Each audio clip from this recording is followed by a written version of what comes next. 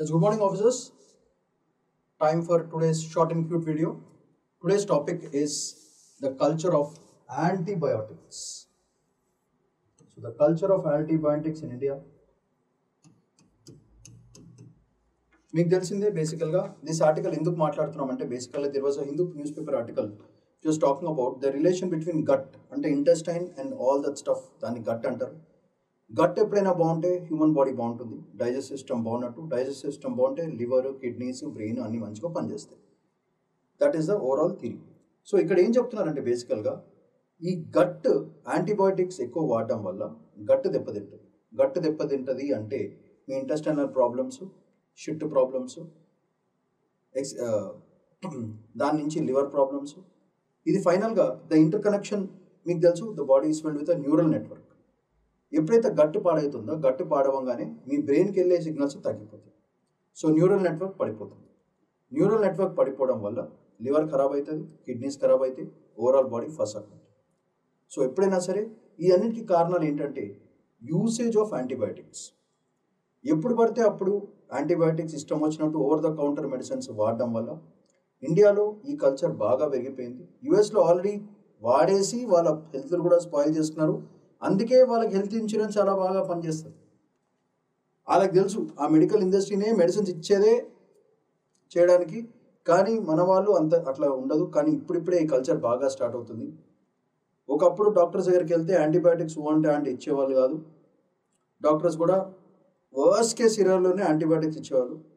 మిగతాది normal medications, good food హ్యాబిట్స్తోనే maintain చేసి ప్రజలు బాగుండేవాళ్ళు. కానీ ఇప్పుడు అట్లాంటి పరిస్థితి లేదు. చిన్న జ్వరం వస్తే యాంటీబయాటిక్, కోల్డ్ వస్తే యాంటీబయాటిక్, మోషన్స్ వచ్చినా సరే యాంటీబయాటిక్ ఏమంటున్నారు. అది దారుణమైన పరిస్థితి. కానీ జనాలకి తెలియని విషయం ఏంటంటే యాంటీబయాటిక్స్ ఎక్కువ వేసుకోవడం వల్ల గట్కి బ్రెయిన్కి ఉన్న లింక్ ఫసాక్మంటారు. దానివల్ల డోపమైన్, అడ్రినలిన్ ఇవన్నీ కూడా భయంకరంగా దెబ్బతింటాయి. దానివల్ల మీ బాడీ పారాలిటిక్ అయిపోయే ఛాన్స్ ఉంటుంది. సెకండ్, ఇన్ఫెక్షన్స్కి రెసిస్టెన్స్ తయారవుతుంది బాడీలో. దానివల్ల ఏమవుతుందంటే మనకి ఏమైనా వ్యాక్సినేషన్ మందు గిందు ఏమైనా ఇచ్చినా సరే అవి ఏమీ బాడీకి ఎక్కవు. దానివల్ల ఈ మనం మెడిసిన్ వేసుకున్నా సరే పని చేయకుండా పోతాయి. యూసేజ్ ఆఫ్ యాంటీబయాటిక్స్, గట్కి బ్రెయిన్కి ఉన్న రిలేషన్ ఏంటిదో fundamentally this article is talking about. So అందుకే ఇది ఒక జనరల్ అవేర్నెస్ లాగా అందరికీ తెలియాలని చెప్పేసి ఈ ఆర్టికల్ మీద చేయడం చేస్తున్నాను. So the culture of antibiotics. So ఎట్లాంటిది ఏంటి, దీంట్లో మనకి యూపీఎస్సీ యాంగిల్ ఎట్లా యూస్ఫుల్ అనేది చూద్దాం ఫస్ట్. సో ఇక్కడ చూసుకుంటే బేసికల్గా గట్, ఇది బ్రెయిన్. ఇక్కడ వేగస్ నర్వ్ అని ఉంటుంది అన్నమాట. సో ఇదేమవుతుందంటే బ్రెయిన్ నుంచి గట్కి ఇన్ఫర్మేషన్ పంపించడం జరుగుతుంది. ఎప్పుడైతే యాంటీబయాటిక్స్ ఎక్కువ వాడడం వల్ల ఏమవుతుందంటే ఈ వేగస్ నర్వ్ భయంకరంగా దెబ్బతిని ఈ ట్రాన్స్మిషన్ ప్రాసెస్ని ఎగరగొట్టేస్తుంది. ఓకే, అండ్ మళ్ళీ ఇక్కడి నుంచి ఇట్లా వెళ్ళాలి ఇన్ఫర్మేషన్, ఇది కూడా ఎగిరిపోతుంది. సో ఓవరాల్గా the network between the gut and the brain will completely get lost because of the use of antibiotics. So దాన్ని గట్ బ్రెయిన్ యాక్సెస్ డిస్రప్షన్ అని సింపుల్గా చెప్పొచ్చు అన్నమాట. ఎందుకు ఇది జరుగుతుంది అంటే excessive use of antibiotic gut brain యాక్సెస్ని తగ్గిస్తుంది. అంటే ఏంటిది, గట్కి బ్రెయిన్కి ఉన్న కమ్యూనికేషన్ లింక్ ఫసాక్.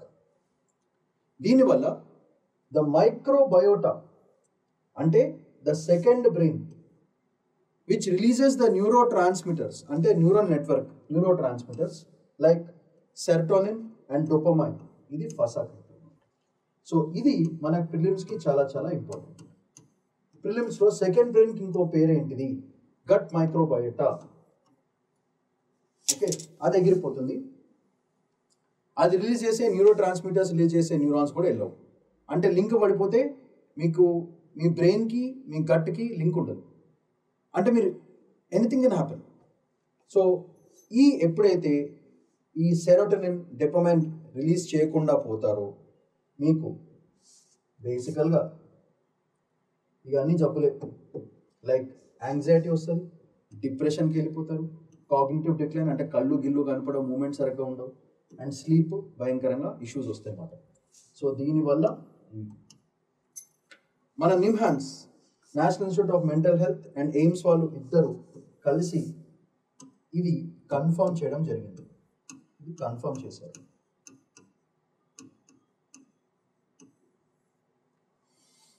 సో గట్టు పోయిందంటే గ్యాస్ట్రో ఇంటెస్టైన్ ఏదైతే ఉందో అదంతా ఫసక్. So that is all gone. That is essence overall story line. So దీంట్లో చూసుకుంటే ఇది throughout East Asia, South East ఏషియాలో భయంకరంగా స్ప్రెడ్ అవుతుంది market.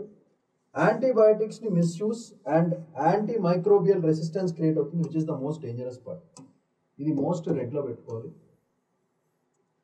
India among the top global consumers of OTC medicine, over the counter medicine. Cash ఇచ్చి medicine తీసుకుంటారు, self medication చేసుకుంటారు. అదొక పెద్ద ఇష్యూ ఇండియాలో. 50% of antibiotics in south east Asia are unapproved formulations, అంటే నాన్ సైంటిఫిక్.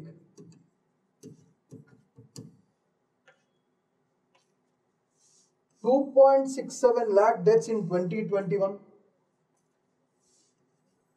1,12 million అంటే బేసికల్గా 1.2 crore 2030 కల్లా ప్రొజెక్షన్స్ ఉన్నాయి. ఈ IHME చెప్పింది, which is institute for health metrics and evaluation వాళ్ళు చెప్పడం జరిగింది. ఆల్మోస్ట్ 20 times, ఆల్మోస్ట్ 60 times పెరిగే ఛాన్స్ ఉంది. బేసికల్గా ఈ యాంటీబయాటిక్స్ ఎక్కువ వాడడం వల్ల ఇన్ఫెక్షన్స్ చేసే మైక్రోబ్స్కి రెసిస్టెన్స్ పెరిగి అన్ట్రీటబుల్ అయిపోతారు, హెల్త్ కూడా కంప్లీట్గా వర్సన్ అయిపోయే ఛాన్స్ ఉంటుంది ఈ యాంటీబయాటిక్స్ మిస్యూజ్ వల్ల. సో ఇవన్నీ కూడా మీరు మెయిన్స్ ఆన్సర్లో మెన్షన్ చేయాల్సిన పాయింట్స్. అయితే మైక్రోబయోటా అండ్ దాని ఇన్ఫ్లమేషన్ ఎందుకు వస్తుంది అనేది చాలా చాలా ఇంపార్టెంట్. సో ఇక్కడ చూసుకుంటే ఏమవుతుందంటే, మీరు మామూలు ఫుడ్ తిన్నప్పుడు these microbiota which send signals ఇక్కడున్న ల్యూమెన్కి పంపించి ఎక్స్క్రీషన్ మంచిగా జరుగుతుంది. ఎప్పుడైతే బాడీలో ఎక్స్క్రీషన్ మంచిగా జరుగుతుందో your body is in stable time అని అర్థం చేసుకోవాలి. ఎక్స్క్రీషన్ ఎప్పుడైతే బాగా జరుగుతుందో యువర్ గట్ ఈస్ గుడ్ అని అర్థం అన్నమాట బేసికల్గా. సో ఈ మైక్రోబయోటా సిగ్నల్ సెండ్ చేయడం వల్ల మీకు ఎక్స్క్రీషన్ మంచిగా జరుగుతుంది. ఈ మైక్రోబయోటా ఎప్పుడైతే లింక్ కట్ అవుతుందో ఫసాక్ ఈ న్యూరల్ నెట్వర్క్ ఎగిరిపోతుంది. అయితే ఈ ఎక్స్క్రీషాక్ బేసికల్గా బ్లడ్లోంచి ఉన్న కార్బన్ డైఆక్సైడ్, లివర్ అన్నీ కూడా కంప్లీట్గా చూసుకుంటుంది. ఎప్పుడైతే ఈ మైక్రోబయోటా హర్ట్ అవుతుందో ఈ సీక్వెన్స్ అంతా కూడా కంప్లీట్గా ఫసాక్ అయ్యే ఛాన్స్ ఉంటుంది. That is what happens. So ఈ మైక్రోబ్స్ ఏం చేస్తాయి, SCFAs ప్రొడ్యూస్ చేస్తాయి, which is short chain fatty acids release చేయడం జరుగుతుంది. ఈ ఫ్యాటీ యాసిడ్స్ మనకి ఇమ్యూనిటీని, బ్రెయిన్ జీన్ ఎక్స్ప్రెషన్ని కంట్రోల్ చేసి ప్రొడక్ట్ చేస్తున్నారు. So this is very important point for your prelims. Next, dysbiosis triggers cytokines like IL-6, interleukin-6, TNF-alpha, which is tumor necrosis factor alpha. ఇవన్నీ కూడా మన major depressive డిజార్డర్స్కి reasons. So these things can be useful for your prelims. And finally, psychobiosis, which is probiotics and prebiotics with mental health benefits, and probiotic therapy reduce depressive symptoms. 2020 meta-analysis, Frontiers in Psychiatry. ఇవి కూడా చాలా చాలా important మనకి with respect to prelims question. But దీంట్లో కొంచెం scope తక్కువే. But ఈ dysbiosis సైటోకైనెన్స్ని రిలీజ్ చేస్తుంది, లైక్ IL-6 ఇట్లాంటివి మనకి ప్రిలిమ్స్కి వచ్చే ఛాన్స్ ఉంటుంది. And SCFAs, short chain fatty acids, దానివల్ల advantages immunity and brain gene ఎక్స్ప్రెషన్ని ప్రొడక్ట్ చేస్తుంది. దేర్ఫోర్ ఈ microbiota and inflammation and therapy అనేది చాలా చాలా ఇంపార్టెంట్. అయితే దీనివల్ల మన old style mechanism foods like yogurt, buttermilk, idli dosa, pickles, paneer ఇవన్నీ కూడా best probiotic foods in India. This was suggested by and practised from టైబోర్డ్. ఎందుకు పెద్దవాళ్ళు చెప్పిన ఫుడ్ మెటీరియల్ మన పొట్టకి చాలా ఇంపార్టెంట్, మన గట్కి చాలా ఇంపార్టెంట్ అంటే they maintain that the microbiota link between the brain and the gut is maintain మాట. The second brain works very actively, అది advantage. So Indian foods like curd, dosa, idli, pickles are natural probiotics. దానివల్ల microbial diversity పెంచుతుంది, మీకు resistance, immunity కూడా భయంకరంగా పెరుగుతాయి. దానివల్ల immune resilience పెరుగుతుంది అండ్ స్ట్రెస్ రెగ్యులేషన్ కూడా జరుగుతుంది. So this is very very important for mains. Next, low-cost dietary protection, vital for rural as well as semi-urban India, while antibiotic misuse is being rampant. While low itlanti foods అనేది చాలా చాలా important. So policy and public health response చూసుకుంటే NHM, National Health Mission and Ayushman Bharat can drive gut brain literacy campaigns చేయొచ్చు. This one way to spread awareness among public. And CDSCO, Central Drug Standard Control Organisation, must make sure only prescription only antibiotics ఇస్తేనే ఇవ్వడం చేసి, and ఎవరైతే misuse చేస్తారో వాళ్ళని penalise చేసుకుంటే ఇట్లాంటి problem ఏమీ ఉండదు, మనకి యాంటీబయాటిక్ యూసేజ్ తగ్గుతుంది అని క్లియర్గా మనము ఆలోచించుకోవచ్చు. సో ఈ gut brain thing, there is a scope of 1 prelims question coming. So keep that in mind and get ready.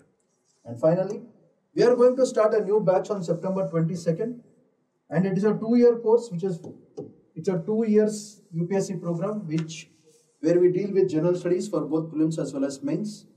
You are going to be provided with NCERT classes, and 19 books will be provided with updated information. And then you will be provided with one-to-one mentorship program. If you have any doubts in all these things, the mentor will take care of it and make sure that you are very happy. And if you miss any classes, recorded classes will be provided to you. Therefore, by chance, if you miss anything, the classes are not gone. And then after that, we'll train you for both prelims as well as mains questions. Practice questions will be given. And finally, current affairs classes are there, where you have to link all these things with respect to current affairs. So that is the strategy for your UPSC preparation, and it's a 2-year program for general studies. The batch is going to start on September 22nd. Don't forget that. If you have any queries, you can call this number 8121191985, or you can mail to shriramIAS.com. So that's all for today. Shamanth Paidikondala signing off. Bye-bye.